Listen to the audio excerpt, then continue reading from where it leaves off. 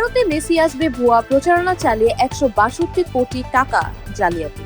Lionel Messi ও Argentina football দলের কেরালা সফরকে কেন্দ্র করে ব্যাপক উন্মাদনা সৃষ্টি করা হলেও পুরো বিষয়টি ছিল একটা বিরাট ভাওতাবাজি। কেরালা সরকারি ক্রীড়া বিভাগের প্রাথমিক তদন্তে দেখা গেছে আর্জেন্টিনা দল নিজেরাই এই সফরের বিষয়ে কিছু জানত না, অথচ সফরের ভুয়া প্রচারণা চালিয়ে প্রায় 126 কোটি রুপি বাংলাদেশি মুদ্রায় প্রায় 162 কোটি টাকা আর্থিক জালিয়াতি করা হয়েছে। সিনট্যাক্স রিচার্জেবল ফ্যান দিচ্ছে টানা 7 ঘন্টা ব্যাকআপ। মূল উদ্যোক্তা রিপোর্টার ব্রডকাস্টিং কোম্পানি আরবিসি দাবি করেছিল যে তারা আর্জেন্টিনা ফুটবল অ্যাসোসিয়েশনকে অগ্রিম টাকা দিয়েছে, কিন্তু তদন্তের মুখোমুখি হয়ে তারা কোনো বৈধ নথিপত্র দেখাতে পারেনি।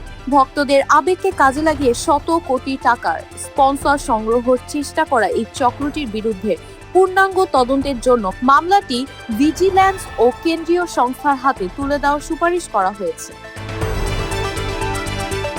BD archive desk, Deepika.